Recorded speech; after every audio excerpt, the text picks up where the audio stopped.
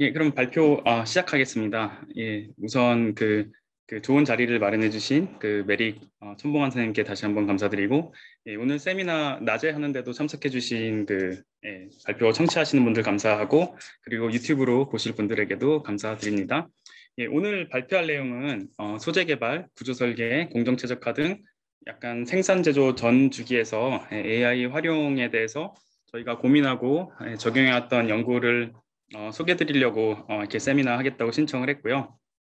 아마 이제 아시는 분도 있겠지만 제가 이제 AI 비전공자고 기계공학과 교수인데 또 실제 박사 학위는 물리학과에서 받아서 이제 비전공자로서 뭔가 새로운 분야에서 새로운 툴을 이용해서 활용하고 있는데요.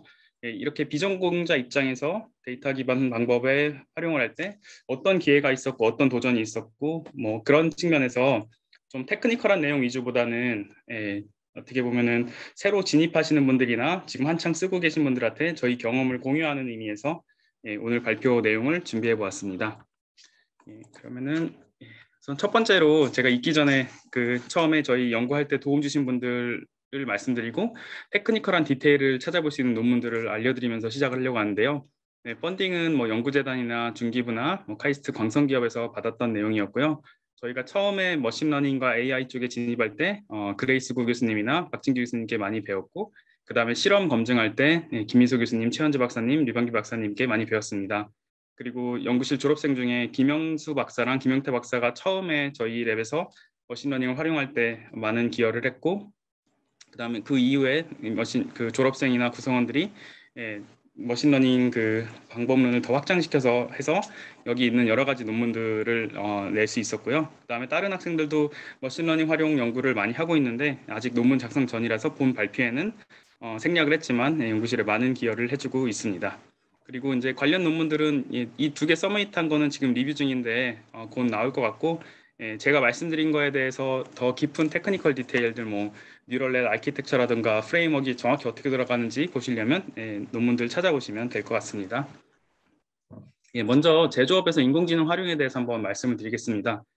제가 이제 학회를 가거나 이제 대화를 나눠보면은 이제 머신러닝이나 뭐 통계, 데이터 마이닝 이런 것들을 원래 전공하셨던 분들 연구실에서 어떤 거를 하는지 많이 살펴보았었거든요. 이제 대다수 AI나 확률 통계 기법 응용 연구실에서 보면은 제조업에서 이제 장비 이상 탐지, 예를 들어서 뭐 진동 시그널을 계속 잡아갖고 이상을 탐지한다던가 아니면 이미지 보고 이상 탐지한다던가 그런 걸 하시고 실시간 공장 제어, 뭐 품질 탐지, 뭐 이런 쪽으로 주로 그 소재 자체의 디자인, 뭐 형상 디자인 이런 것보다는 운용되고 있는 장비에 대해서 뭐 분류를 하고 이상을 감지하고 이런 식의 연구가 집중이 되어 있는 것을 볼 수가 있습니다. 근데 저희 연구실에서는 이제 원래 그 소재 모델링이랑 미케닉스를 하던 랩이다 보니까 이 제조업에서 인공지능을 좀 다른 방향으로 기존의 그 모델링 앤 시뮬레이션에서 하던 거를 더 효율적으로 하기 위해서 설계까지 적용하기 위해 시작했고요. 그래서 뭐 소재 개발이라든가 아니면 형상 최적화 아니면 뭐 공정 최적화까지 기본적으로 그 제조 생산 전주기에 머신러닝 기술이나 데이터 기반 기술을 적용하는 것을 목적으로 지난 한 4년 전, 5년 전부터 열심히 연구를 해오고 있습니다. 그래서 저희 연구실 먼저 이렇게 소개를 드리면은 아시는 분도 계시겠지만 연구실에서 기존에는 이런 연구들을 했었습니다. 제가 처음에 임용된 2013년에는 원자 모델링 위주로 했었고요. 제 박사 때 전공이 이거였으니까요. 근데 기계과에서 좀 더 확장을 하기 위해서 멀티피직스 모델링이라든가 균질화 이론, 수빈 이론, 그리고 복합재를 뭐 제작된 복합재를 갖다가 실험한다든가 3D 프린트로 만들어 실험한다든가 이런 식으로 해서 좀 더 많은 스케일의 멀티 스케일의 멀티피직스 시뮬레이션과 실험으로 계속해서 확장을 했고요. 기본적으로 저희 연구실이 모델링이랑 해석 중심의 연구실이었습니다. 근데 제가 이제 연구실을 운영하면서 느꼈던 게 기본적으로 이런 연구실이다 보니까 연구 아이디어를 저희가 주도적으로 드라이브 하지 못하고 실험하시는 분들이 이렇게 신기한 물성을 봤다 하면은 그게 왜 그렇게 되는지 해석하고 이론을 만들어내는 어떻게 보면은 이제 브레이크스루는 딴 데서 나오고 그 해석을 정교하게 하는 약간 서포팅하는 랩으로 되는 것 같아서 요거를 반전시키기 위해서 머신러닝이라는 거를 한번 도입해 보려고 했었습니다. 그래서 이제 저희가 2018년부터 머신러닝이라는 거를 공부해서 본격적으로 논문은 2019, 20부터 냈는데요. 기본적으로 지금 연구실 돌아가는 게 원래 갖고 있던 이론 모델링 실험에서 학습 데이터를 만들고 그거를 활용해서 AI 모델을 학습하고 AI 모델이 뭔가를 학습하면은 주어진 인풋에 대해서 아웃풋이 그 인스턴테니어스하게 바로바로 나오니까 AI 모델을 갖고 대리 모델로 활용해서 예를 들어서 인풋 두 개가 있는데 아웃풋이 어떻게 되는지 이렇게 랜드스케이프를 알고 나면은 이걸 이용해서 최적화에 적용할 수 있으니까 전반적으로 이런 프레임워크로 이제 연구실을 구성하고 있고 이 결과를 이 프레임워크를 이용해서 뭐 고강도 3D 프린팅 복합재 패턴을 만든다든가 뭐 최적 접착력을 갖고 있는 기둥 형상을 만든다든가 아니면은 탄성파의 에너지를 갖다가 한 곳에 집중해주는 그런 그 메타물질 렌즈를 만든다든가 아니면 최적의 사출 공정 조건을 찾는다든가 이런 식으로 해서 기존의 이런 그 저 연구실의 그 캐퍼빌리티에다가 데이터 기반의 설계나 제작 검증 이런 식의 캐퍼빌리티를 추가해서 좀 더 다양한 연구를 할 수 있게 만들려고 하고 있습니다. 그래서 이제 인공지능을 처음 들었을 때 뭐 이세돌이 바둑도 치고 여러 가지 재밌는 사례들이 나왔을 때 되게 엄청난 버즈워드들이 많았는데요. 그런 버즈워드에 현혹되지 않고 이제 이거를 시작할 때 생각을 잘 해봤는데요. 결국 그 본질에 들어가면은 저희 같이 이제 기계공학자 아니면 뭐 다른 전공 뭐 전자공학 뭐 토목공학 이런 데서 봤을 때 인공지능을 저희 쪽 도메인에서 쓰려고 하면은 결국 두 가지 본질적인 역할을 이용하려고 하는 것 같습니다. 첫 번째는 회귀 분석, 두 번째는 분리입니다. 첫 번째 회귀 분석에 대해서 말씀드리면은 그냥 간단하게 말씀드리면은 뭐 데이터 경향선을 추출하는 건데요. 예를 들어서 뭐 공정 온도를 바꾸면서 만들어진 제품의 성능을 이렇게 빨간 점으로 몇 개를 찍었을 때 대략적인 경향선을 추출하면은 이거를 그냥 회귀 분석이라고 할 수 있고 어떻게 보면 이제 공정 온도랑 성능의 인과관계를 예측하는 걸 텐데요. 이렇게 그 경향성을 파악하면은 저희가 새로운 공정 온도에 대해서 새로운 실험을 하지 않아도 성능 예측을 바로바로 할 수 있으니까 이게 이제 상당히 유용하게 쓰일 수 있고 요 회귀 분석을 하는데 기존의 이제 확률 통계 방법보다 새로운 머신러닝 모델을 사용하는 게 있을 수가 있고요. 이거는 그 제가 자문했던 그 공장분 때문에 이제 모든 디테일을 여기다 쓰진 못했지만은 뭐 폐 활성탄을 갖다 재생 활성탄으로 제조하는 공정인데 이런 공정 조업 인자를 갖다가 바꿨을 때 최종적으로 나오는 흡착력의 크기나 아니면은 그 활성탄 자체의 크기 이런 걸 예측 가능한가 이런 질문을 할 수 있고 아니면은 뭐 최적의 흡착력을 갖기 위해서 공정 조건은 어떠해야 되냐 이런 거를 갖다가 저희가 회귀 분석을 잘 하면은 할 수가 있을 것 같습니다. 그 다음에 이제 두 번째로 그 저희 도메인에서 필요했던 게 이제 또 분류라고 생각할 수 있는데요. 뭐 여기 나와 있는 거는 이제 제가 그 강판에다가 도색을 하는 공장 자문했을 때 뭐 얻었던 그런 이그젬플들인데 뭐 그 도색하는 그 액체의 온도라든가 그 안에 있는 불순물이라든가 아니면 그 안에 있는 비스코시리 뭐 점도라는 거를 데이터를 이용해서 나중에 최종적으로 품질이 합격할지 불합격할지 이런 식의 데이터가 쭉 이제 그 취합이 될 수 있을 것 같고요. 단순히 하나만 갖고는 이게 잘 안 되는데 세 개를 합하면은 어느 정도 스무고개처럼 질문 리스트를 만들어서 뭐 디시전 트리 방법이겠죠. 이런 식으로 만들어서 합격 불합격을 미리 예측을 할 수 있는데요. 이런 식으로 분류를 할 수 있고 단순히 이런 텍스트 데이터뿐만 아니라 여기 말씀드린 대로 이렇게 뭐 진동 데이터라든가 이렇게 시간에 따른 타임 시리즈 데이터라든가 아니면 이미지 데이터라는 걸 보고서는 진단하고 예측하고 이런 거를 할 수가 있겠죠. 여기 나와 있는 거는 인터넷에 공개되어 있는 자료라서 한전전력연구원에서 이 터빈 시스템에 대해서 이상 진단에 활용하는 예를 한번 가져왔습니다. 그래서 이게 기본적으로 이렇게 회귀 분석이랑 분류가 본질적인 AI 활용이라고 생각되고요. 그래서 인공지능 시스템이라고 이제 말할 때 두 가지 요소가 있는 것 같습니다. AI 모델이 있고요. 사람들이 말하는 뭐 심층 신경망, 컨볼루셔널 뉴럴 넥, 뭐 리커런트 뉴럴 넥에다가 뭐 서포트 벡터 머신 이런 것들이 있고 그 다음에 그 또 다른 구성 요소는 데이터가 있는 것 같습니다. 소재 개발이나 구조 설계나 공정 최적화 관련해서 숫자 데이터도 있고 시계열 데이터도 있고 그림 데이터도 있고 카테고리 데이터도 있고 그러니까 기존의 방법론보다는 조금 더 다양한 스타일의 데이터를 갖다 활용할 수 있는 게 이런 머신러닝 방법론들의 장점인 것 같습니다. 또한 피처리제이션도 특별히 필요 없이 그냥 데이터만 넣어도 많은 일을 할 수가 있게 되니까요. 그래서 한 2, 3년 전만 해도 이런 AI 모델을 갖다가 쓸 줄 안다, 이해한다 자체가 뭔가 그 사람이 경쟁력이 있는 그런 거였던 것 같은데 점차 분위기가 바뀌는 게 이런 것 같습니다. 이제 기본적으로 이제 AI 모델은 뭐 10년 전에는 직접 저희가 다 코드를 짰지만 매틀랩으로 짜고 C로 짰지만 요새는 이제 텐서플로우 같은 데서 오픈 소스로 완전 알고리즘도 무료 공개하고 있고 그다음에 뭐 아마존 클라우드 같은 데서도 그렇고 뭐 되게 각종 여러 군데 클라우드 서버에서 공짜로 이런 AI 모델을 제공합니다. 뭐 간단하게 막간을 이용해서 홍보를 드리면은 카이스트 제조 빅데이터의 김일중 교수님, 김웅남 교수님, 유니스트 임성훈 교수님이랑 최근에 쓴 이런 책이 있는데요. 이 책에서는 그냥 레이맨스 텀으로 머신러닝에 대해서 뭐 테크니컬한 내용을 깊게 얘기는 안 해도 예를 들어서 엑셀 파일로 갖다가 인풋 아웃풋만 있으면은 그 카이스트에서 구축한 이 서버에다가 그 인풋 아웃풋을 업로드하면은 랜덤 포레스트는 이 인과 회귀 분석을 어떻게 해주고 딥러닝은 어떻게 해주고 이런 식으로 머신러닝 자체에 대해서 아무것도 몰라도 서버에서 올려갖고 서버가 알아서 해주는 이런 거를 활용해 볼 수 있습니다.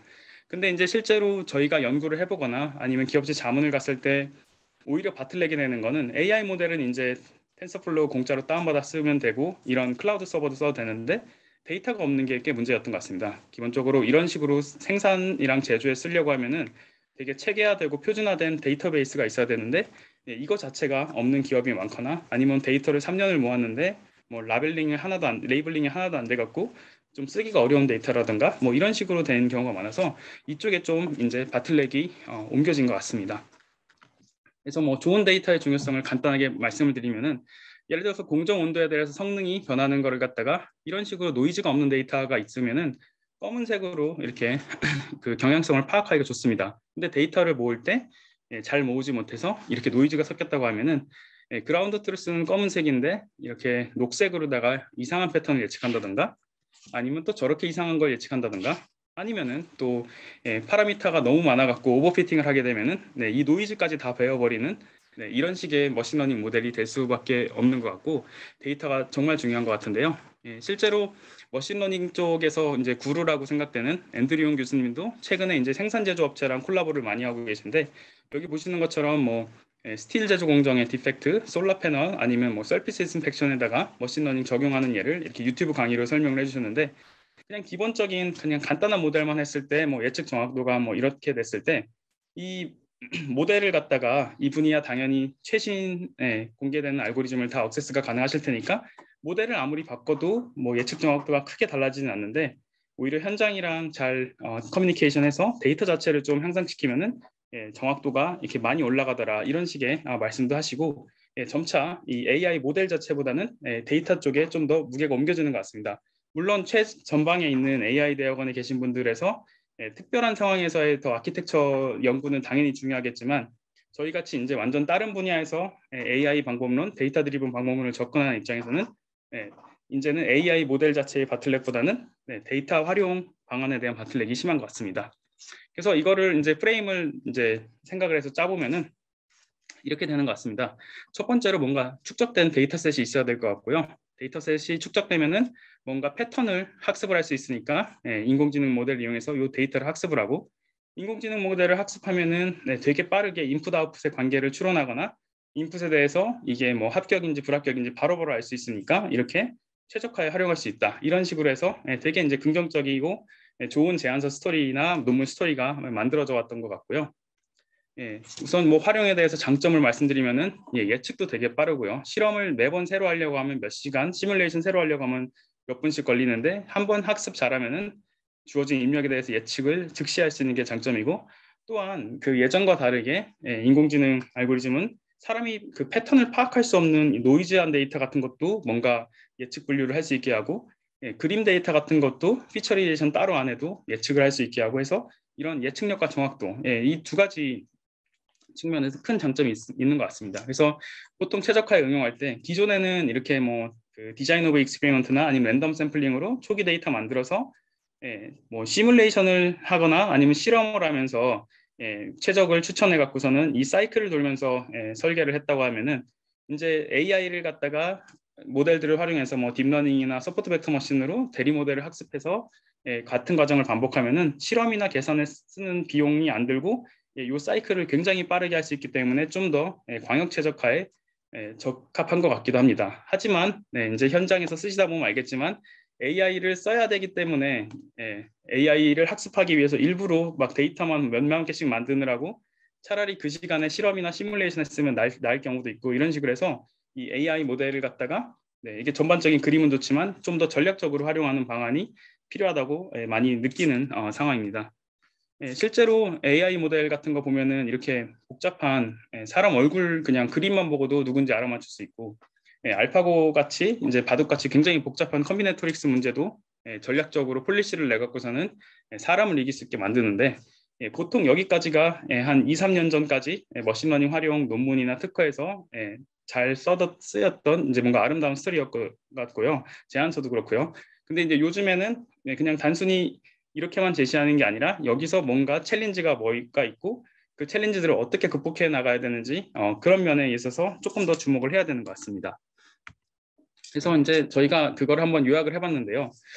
우선 뭐 딥러닝이 무조건 좋긴 좋을 텐데 데이터만 많다고 치면 저희가 뭐 구글처럼 데이터가 뭐 수십억 개 있는 상황도 아니고 뭐 시뮬레이션 데이터 많아봤자 뭐 몇만 개, 잘해야 10만 개 정도 모이는데 이렇게 데이터가 그렇게 그 정도도 많은 건데 예를 들어 실험으로만 가능하고 시뮬레이션으로 불가능한 그런 상황이라고 하면 데이터 자체를 많이 모을 수가 없습니다. 그래서 좋은 데이터 자체가 부족하기 때문에 머신러닝 활용에 어려움을 겪는 경우도 있고요. 두 번째로는 이 엑스트라폴레이션도 이제 굉장히 어려운 문제인데 예를 들어서 도메인 지식이 없다고 치면은 어떤 패턴에 대해서 성능이 어떤지 배웠다고 칠 때 도메인 지식이 없으면 우선 랜덤한 패턴을 여러 개 만들어서 성능을 예측한 그거 갖고서는 학습을 할 텐데요. 나중에 그 머신러닝 모델은 그렇게 랜덤한 패턴에 대해서만 배웠으니까 좀 더 오더드된 패턴이라든가 시메트릭한 패턴에 대해서는 예측 정확도가 안 좋을 확률이 있습니다. 그러나 이걸 갖다가 만약에 최적화에 쓴다고 하면은 대부분의 뭐 최적 형상들은 꽤 시메트릭하거나 오더드된 그런 형상일 경우가 많은데요. 거기서 이제 저희의 이제 딥 뉴럴 네트워크가 예측 성능이 안 좋다면 걔를 설계에 쓸 수는 없는 그런 문제가 있겠죠. 그래서 외산 문제도 극복해야 될 문제인 것 같고요. 세 번째로는 이제 시뮬레이션과 실제의 차이. 예를 들어서 FEM으로다가 데이터를 10만 개를 만들어서 딥러닝 학습시켜서 그 시뮬레이션 학습한 딥러닝 갖고서는 옵티머를 찾았는데 역시 그 딥러닝 예측하는 것은 시뮬레이션 데이터의 패턴이니까 시뮬레이션이랑 실험이랑 잘 안 맞는 경우 그런 경우에는 어떻게 극복해야 될지 이런 경우도 있고요. 그 다음에 소재나 형상을 갖다가 저희가 제안을 했어도 그거를 효율적으로 만들 수 있는가 아니면 애초에 제작이 가능한가 이런 면에 있어서도 저희가 좀 고민을 많이 해야 되는 것 같습니다. 그래서 이런 도전 과제들에서 이제 제가 예전에 한번 에릭 세미나에서도 좀 더 테크니컬 디테일을 말씀드렸던 것 같은데요.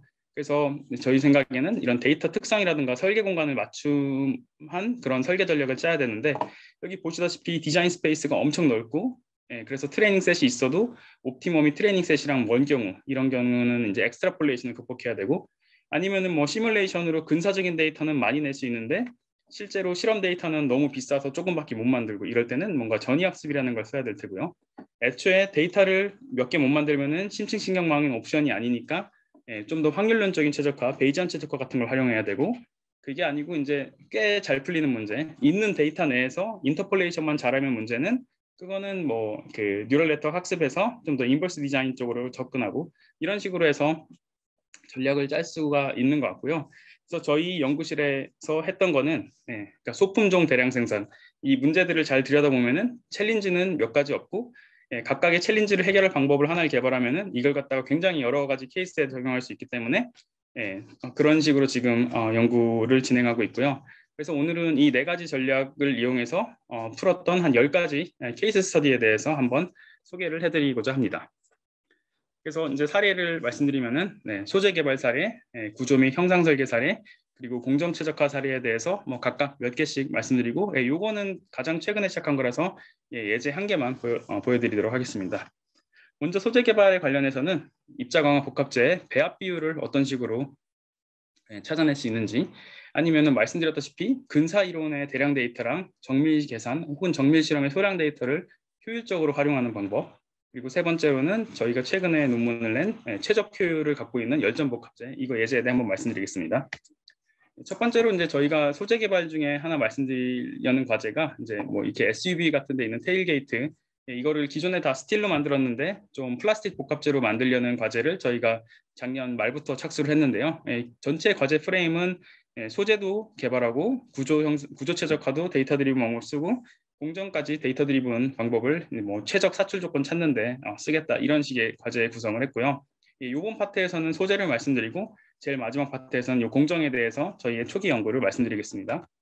그래서 예를 들어서 이 과제 같은 경우는 광성이랑 협업한 과제에서는 뭐 이런 식의 과제가 있습니다. 입력 치료는 이 컴파운딩하는 소재들의 비율과 종류들이 있고요. 그리고 저희가 예측해야 되는 거는 한 10가지 정도 물성이 있습니다. 뭐 탄성률, 당도, 열 변형 온도 이런 게 있고, 첫 번째 파트로는 주어진 입력일 때 새로운 실험을 안 하고도 출력을 예측할 수 있는가. 좀 더 어려운 문제로는 내가 원하는 출력이 있을 때 그 컴파운딩 비율을 찾아낼 수 있는가. 이런 식의 그 챌린지가 있다고 생각될 수 있고요. 이 첫 번째 문제, 입력시가 주어졌을 때 아웃풋을 예측하는 이런 매핑 같은 경우는 사실은 큰 도전점은 없는 것 같습니다. 그냥 유튜브에서도 학습할 수 있는 되게 다양한 그냥 텐서플로우 모델 따다가 그냥 여러 가지 학습해보고 어느 게 제일 좋은지만 고르면은 그냥 잘 되는 것 같고, 그냥 데이터 사이즈가 좀 적으면은 뭐 디시전 트리나 랜덤 포레스트 쪽으로 가고, 데이터 사이즈 좀 많으면은 뉴럴 네트워크 쪽으로 가고, 이런 식으로 하면은 이 문제는 상당히 잘 찾을 수 있는 것 같고요.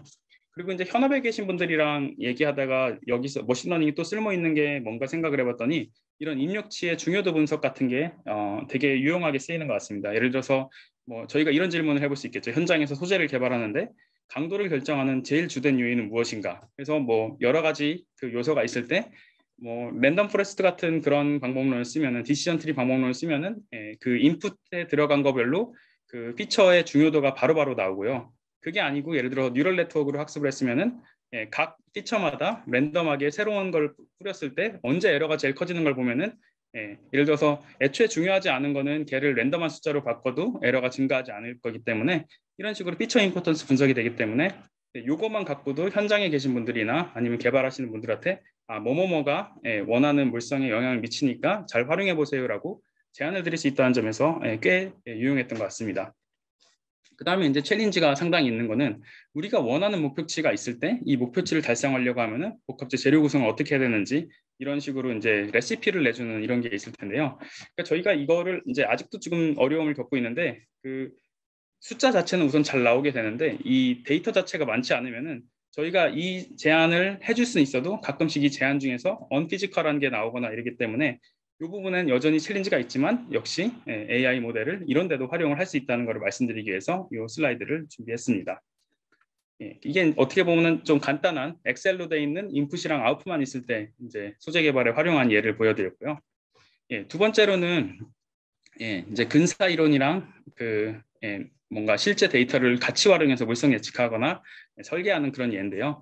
예를 들어서 조금 전에 말씀드린 입자 강화 복합재 같은 경우에 균지라 이론이라는 게 한 50년, 70년 전부터 개발이 되어 있습니다. 1950년대 실비 교수님께서 뭐그 탄성학에서 그린스 펑션 같은 거 만드시고 70년대 모리 타나카 나오면서 굉장히 좋은 그 이론인 균지라 이론이라는 게 나왔고, 균지라 이론이라는 거를 잘 디벨롭을 해갖고서는 주어진 그 매트릭스에 스트레스 스트레인 커브가 있고 입자가 들어가 입자에 뭐 볼륨 프랙션이 있고 그 다음에 인터페이스에 뭐 계면 결함 같은 게 들어가 있으면은 균지라 이론이 스트레스 스트레인 커브를 심지어 최근에 저희 랩에서 개발한 이런 방법론을 이용하면은 뭐 초탄성이라든가 점탄성 영역까지 스트레스 스트레인 커브를 예측을 잘해줍니다.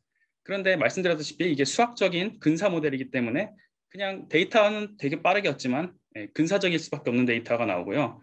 이걸 갖다가 정밀하게 FEM을 계산하려고 하면 메쉬를 진짜 짜게 쪼개갖고서는 되게 시간이 걸리는 FEM을 돌리거나 아니면 집점을 실험을 해야 되는데 이거는 데이터는 정확하지만 물성을 뭐 균지라 이론처럼 몇만 개를 얻는 것은 불가능합니다. 잘해야 뭐 몇백 개 정도 얻겠죠. FEM 같은 거 하면은. 그래서 저희가 했던 전략은 균지라 예측을 이 데이터를 갖다가 스트레스 스트레인을 그 주어진 그 배합 비율에 대해서 여러 개를 한 몇만 개를 만들어서 딥러닝 모델을 학습하고 이 모델을 그대로 쓰면은 얘를 갖고 설계를 하면은 그냥 균지라에서 예측하는 근사적인 거 갖고 설계를 할 테니까 얘를 갖다가 이니셜 웨이스로 하고서는 적은 수의 FEM 계산 데이터로다가 파인 튜닝하는 식으로 해서 그럼 파인 튜닝 하고 나면은 이 새롭게 파인 튜닝된 그 심층 신경망은 되게 적은 수의 시간이나 돈이 많이 걸리는 이런 데이터를 갖고도 튜닝했음에도 불구하고 실제 정밀 계산의 결과를 예측하니까 얘를 갖고선 소재를 최적화하는 데 쓸 수 있다. 이런 식의 프레임워크를 만들었고요. 그러므로 인해서 약간 1세대, 2세대, 3세대 복합재, 입자 강화 복합재 예측 모델, 뭐 균지라 이론, FEM, 그리고 데이터 드리븐 이거를 결합하는 이런 식의 전략을 제안했고, 그래서 사실은 저희가 이제 입자 강화 복합재에 대해서 했지만은 실제로는 뭐 DFT로 갖다가 근사적인 소재 물성을 구한 다음에 실험으로 튜닝한다던가 이런 식으로 해서 되게 다양하게 적용을 할 수가 있을 것 같습니다. 그 다음에 저희가 또 소재에 대해서 했던 제 가장 최근에 발표한 논문 중에 하나는 이거였는데요.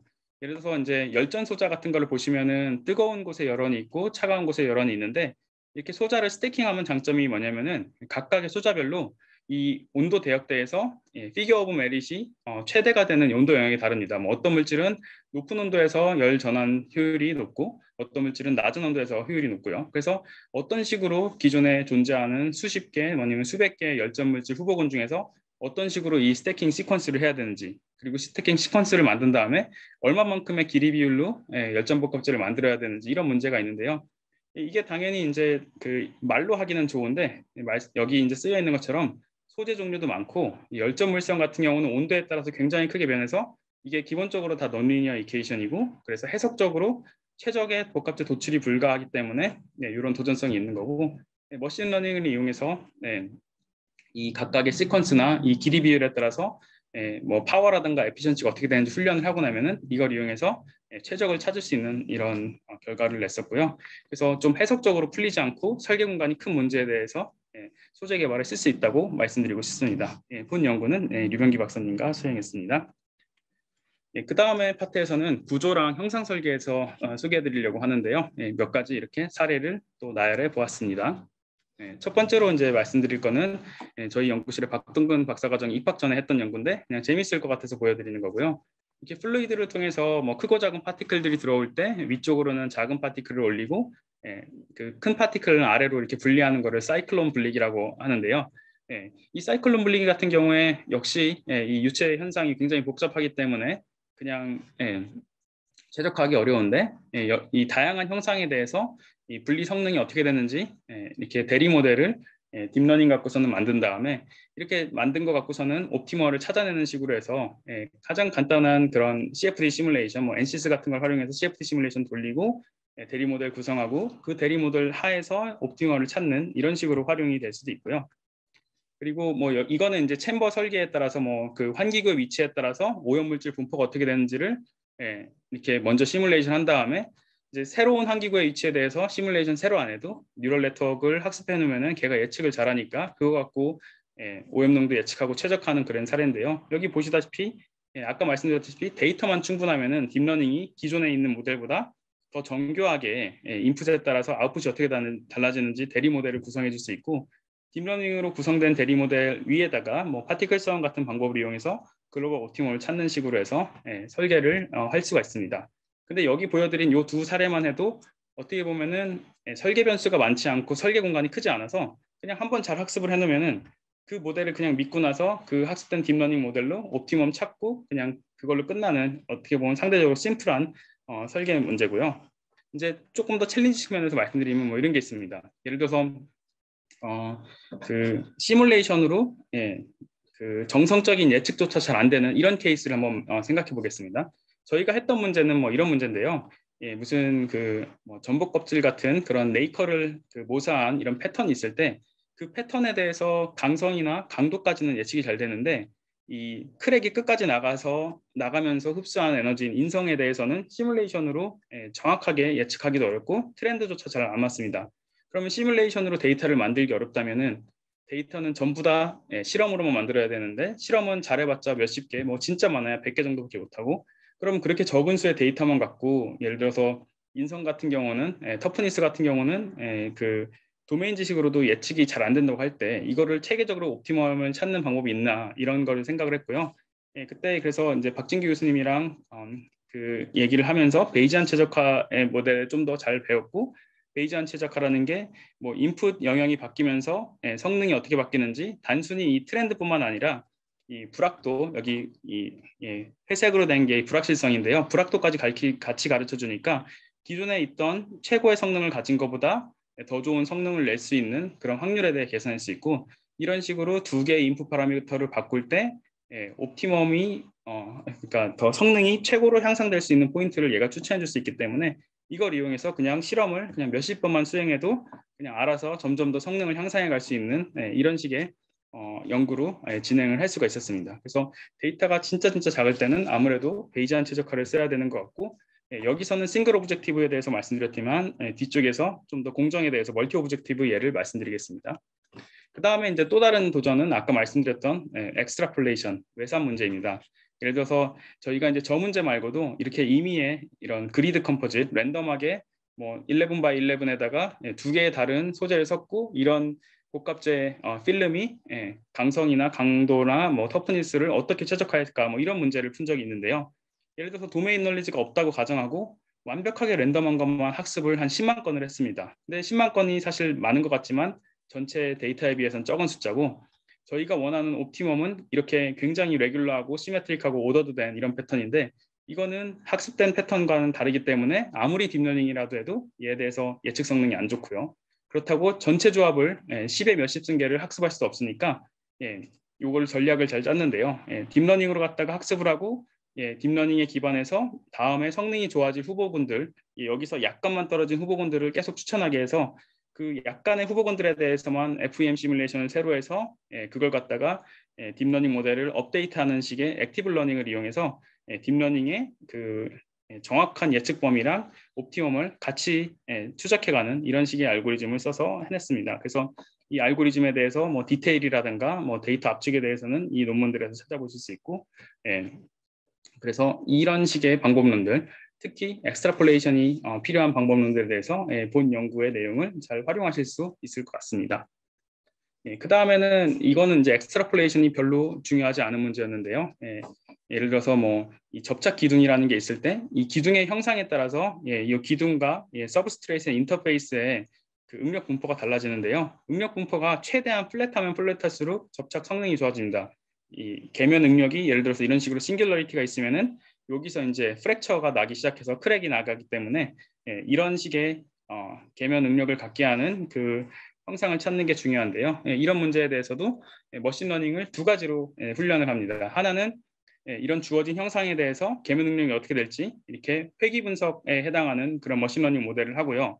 또 하나의 머신러닝 모델은 주어진 형상에 대해서 과연 이렇게 싱글러리티가 발생할까 안 할까 분류하는 머신러닝 모델을 학습하고, 그래서 이제 두 가지 머신러닝을 모델을 이용해서 이렇게 싱글러리티가 있는 거를 갖다가 먼저 제거하고 그런 다음에 싱글러리티가 없는 거에 대해서는 계면 능력이 얼마나 평평한가를 갖고서는 이 성능을 평가해서 최적화하는 이런 식의 전략으로 가져갈 수가 있습니다. 그래서 아까 말씀드렸다시피 기본적으로 분류를 잘하고 회귀 분석을 잘하고 이게 기존에 못하던 거를 더 잘할 수 있고 기존에 못 쓰던 데이터 형태, 뭐 좀 더 노이즈한 데이터, 타임 시리즈 데이터, 이미지 데이터까지 되게 다양하게 쓸 수 있는 게 머신러닝의 장점인 것 같습니다. 그리고 이제 이 연구 같은 경우는 또 다른 그 장점으로 어필할 수 있는 게 베지어 커브라는 걸 이용해서 이렇게 무슨 특별한 함수의 커브가 아니라 임의의 포인트를 잡았을 때 스무스한 패턴을 따라가서 형상을 생성하고 그 형상에서 성능을 예측하는 식으로 했는데요.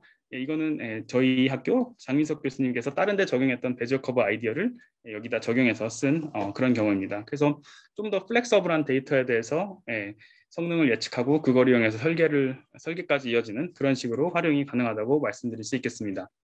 그 다음에 이제 그 형상이나 패턴 최적화에 대해서 마지막으로 소개시켜드릴 예제는 이 탄성파 집속하는 메타 소재의 구조입니다.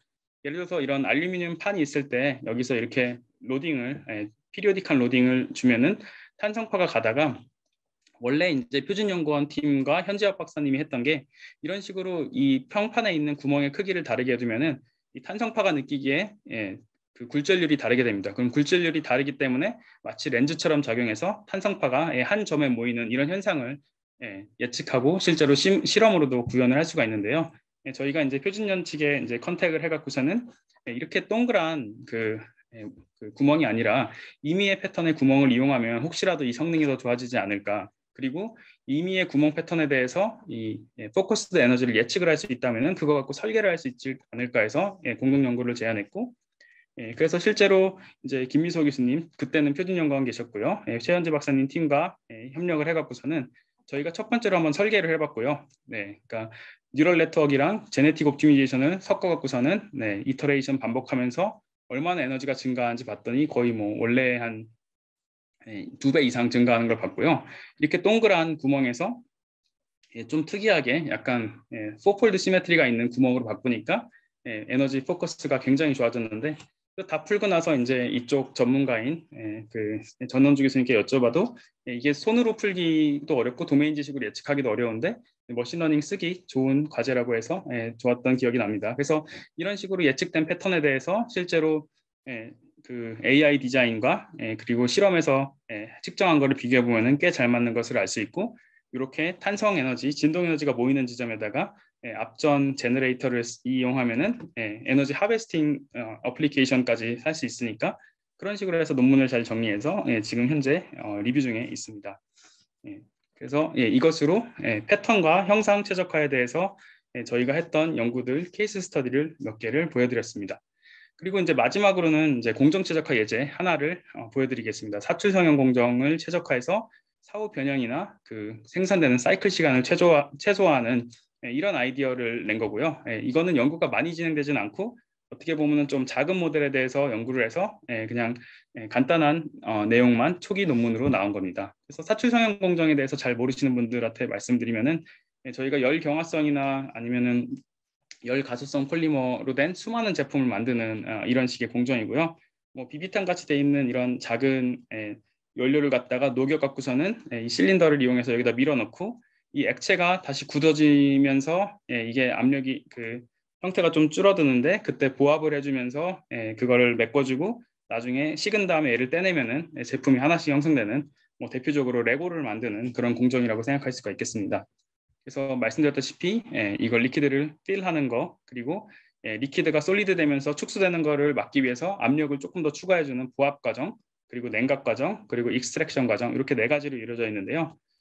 이것도 이제 현장 분들이나 이제 몰드 플로우 시뮬레이션을 이렇게 하시는 분들이랑 얘기해 보면은 이게 상당히 논리니어한 과정이기 때문에 그 아무래도 그 현장 작업자, 필드 엔지니어의 감에 의해서 최적 공정 조건이 찾아지는 이런 게 있었고, 요거를 좀 더 시스테매틱하게 찾아보자고 해서 저희가 첫 번째 그 연구를 한 게 우선 실험까지 적용하기는 어렵지만 몰드 플로우라는 시뮬레이션 툴이 굉장히 사출을 잘 예측을 하니까 최소한 그거에 대해서라도 한번 해보자라고 해서 진행을 했습니다. 그래서 저희가 이제 몰드 플로우에서 고민했던 고려했던 인풋 조건이 이렇게 뭐 몰드 에너지, 그러니까 금형의 그 온도, 그다음에 그 멜트, 그 들어가는 액체의 온도, 그리고 이걸 채워넣는 속도, 그리고 아까 말씀드린 보압 과정에 대해서 몇 가지 파라미터를 넣어서 총 10개 인풋 파라미터를 넣고, 아웃풋으로는 사이클 시간, 제품 생산 시간, 그리고 이거를 너무 빨리 빼내게 되면은 그 잔류 응력 때문에 디포메이션이 심해지는데요. 이 사후 변형을 갖다 아웃풋으로 해서 요거를 한번 최적화해 보려고 했고, 전략은 두 가지를 써봤습니다.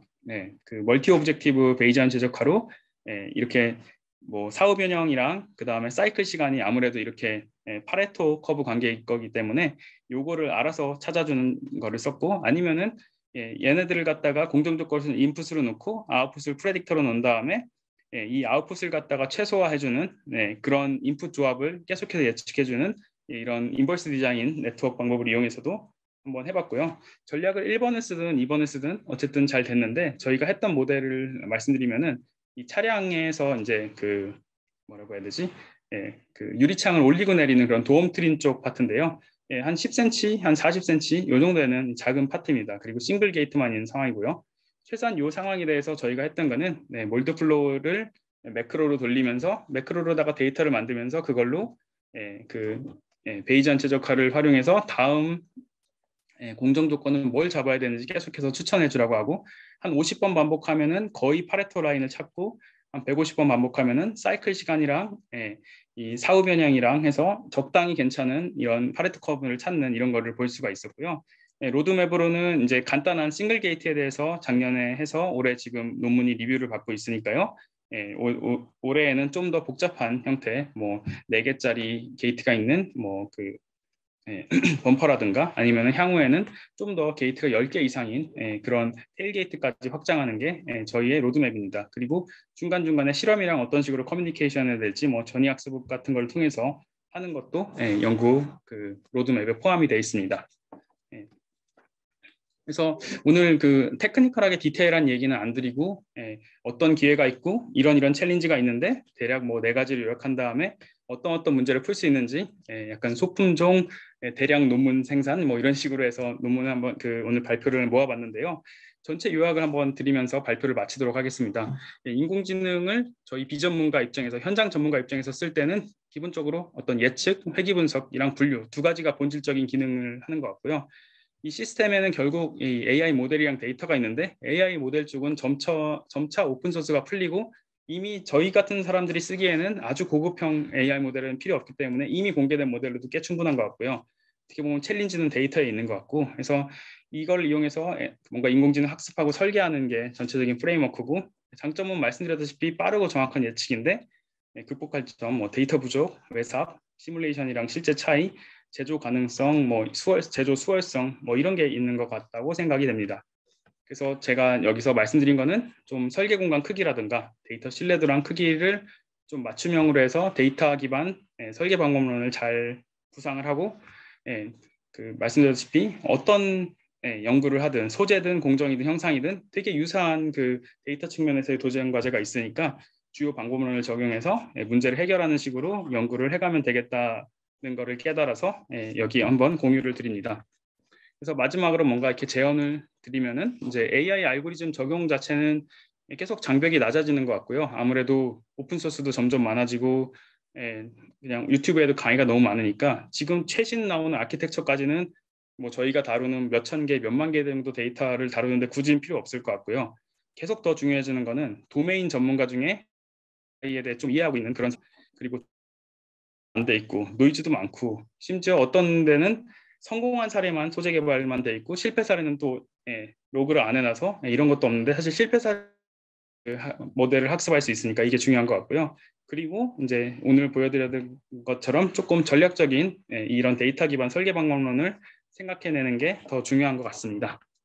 그럼 여기까지 해서 발표를 마치도록 하겠습니다. 경청해 주셔서 감사합니다. 네, 발표 감사합니다.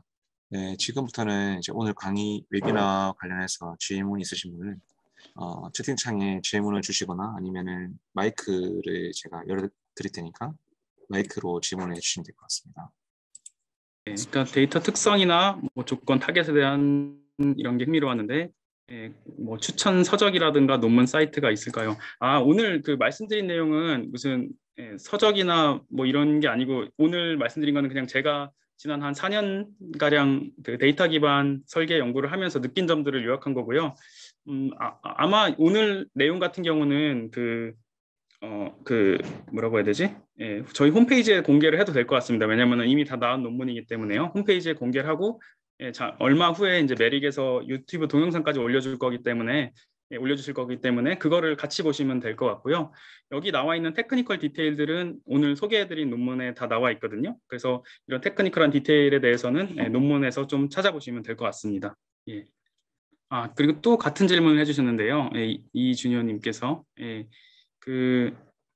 원인을 찾거나 뭐 외삽을 하기 위해서 도메인 널리지가 꼭 필요하다고 생각하시는데 도메인 널리지가 부족해서 어려움이 있었던 경우가 있으셨냐고 그 질문을 주셨는데요.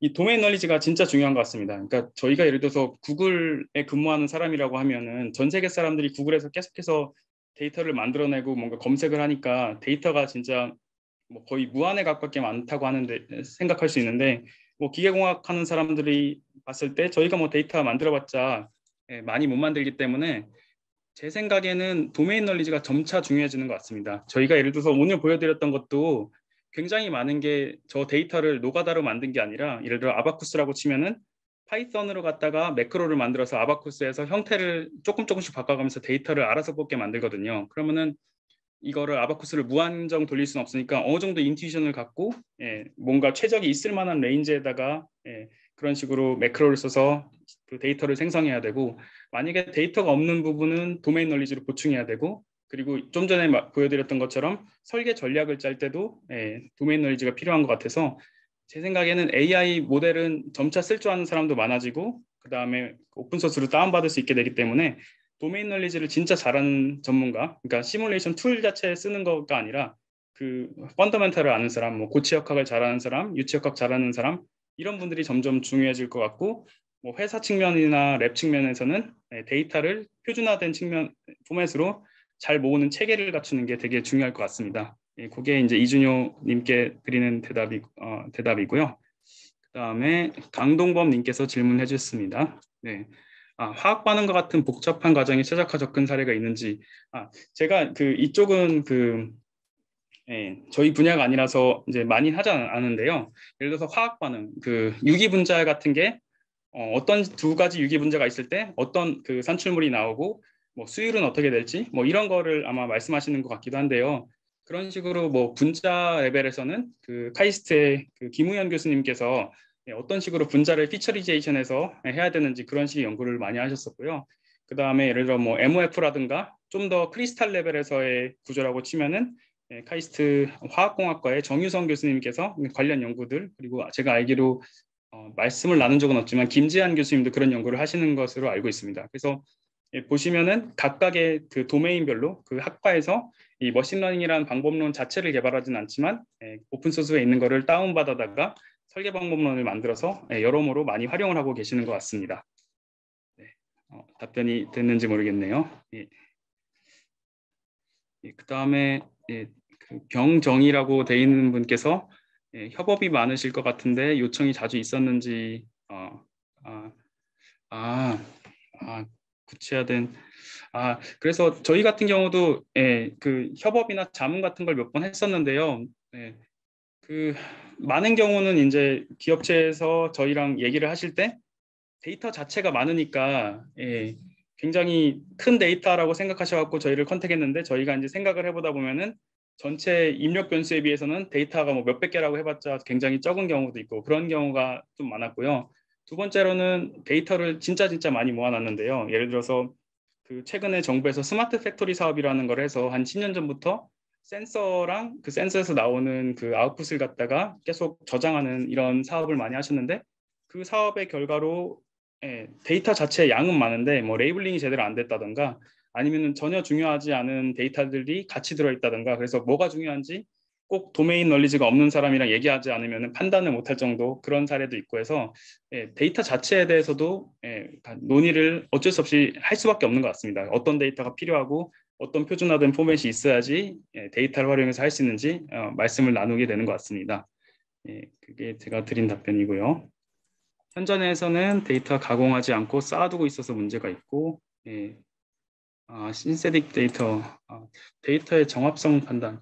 저희 같은 경우는 아직 연구가 초기 단계라서 데이터의 정합성 판단을 딱히 하진 않았습니다. 왜냐하면 저희가 오늘 보여드린 것 중에 대부분의 연구가 시뮬레이션으로 제너레이트한 데이터를 갖고선 최적화하고 나중에 살짝 파인 튜닝만 하는 정도라서 그런 식으로 한 것 같고 데이터 자체 중에 당연히 완전 아웃라이어도 있을 것 같고요. 정합성이 없는 것도 있을 것 같은데 그거 같은 경우는 아무래도 제 생각에는 현장 전문가 인풋이 꼭 필요할 것 같습니다. 예를 들어서 뭐 이 데이터가 어느 정도 레인지에서 어느 정도 표준 편차로 있는데 표준 편차보다 뭐 5배씩 크고 이런 아웃라이어가 있으면 그거는 제대로 된 데이터가 아닐 테니까요. 그래서 그런 정합성 판단에 대해서는 좀 더 현장 전문 그리고 도메인 널리지가 더 필요할 것 같고 저희 연구실에서도 이쪽에 대해서 좀 더 요새 생각을 하고 있습니다. 왜냐하면 이제 시뮬레이션 데이터가 아니라 진짜 실험에서 뽑은 데이터 갖고 하려는 게 저희의 넥스트 스텝이라서 그렇습니다.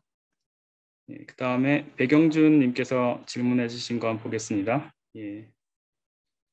시뮬레이션 실험 오차가 있을 것 같은데 그래서 저희가 이제 아까 말씀드렸던 부분인데요. 시뮬레이션이랑 실험 오차를 어떻게 해결하는가. 그래서 저희가 우선은 갖고 있는 첫 번째 해결책은 아까 말씀드린 전이학습이었습니다. 예를 들어서 시뮬레이션이 실험이랑 숫자까지 다 똑같도록 예측은 안 되지만 뭐 종횡비를 늘렸을 때 물성이 더 좋아진다던가 부피비를 늘렸을 때 물성이 나빠진다던가 하는 트렌드 같은 경우는 시뮬레이션이나 아니면 이론에서 충분히 트렌드는 배울 수 있고요.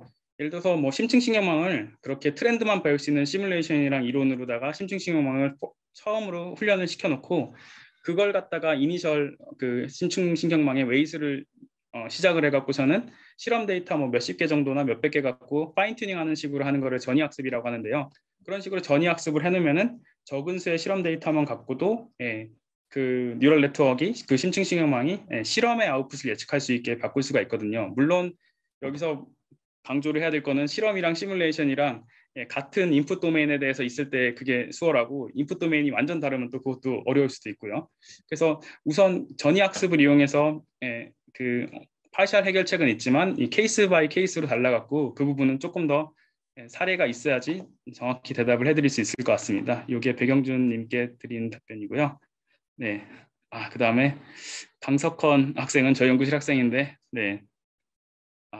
제조 분야에 대해서 뭐 최적화가 완료돼 있다면 그 다음에는 어떤 부분이 화두가 될 것인지 묻는 게 이제 강석헌 학생의 질문이었는데요. 저희 연구실 학생인데, 이건 뭐 제 생각에는 우선은 저희 랩이 한 5년 정도는 이렇게 컨벤셔널한 제조 분야에 집중을 하려고 하고 있는데, 그 이후에는 조금 더 그냥 글로벌한 현안 쪽이 더 각광을 받을 것 같습니다. 뭐 이제 노화도 많이 되니까 바이오메디컬 쪽이라든가 아니면은 에너지 문제, 에너지 크라이시스 있으니까 에너지 쪽으로 이런 방법론들을 잘 적용하고, 뭐 에너지 관련 소재라든가 바이오메디컬 관련한 뭐 장비라든가 이런 걸 만드는데 이렇게 개발된 몇 년간 개발된 방법론을 거기다 활용하면 좋지 않을까 하는 게 그냥 저의 생각입니다.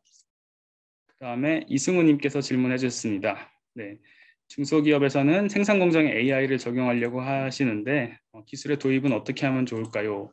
사출 전문 기업에 계시다고 합니다.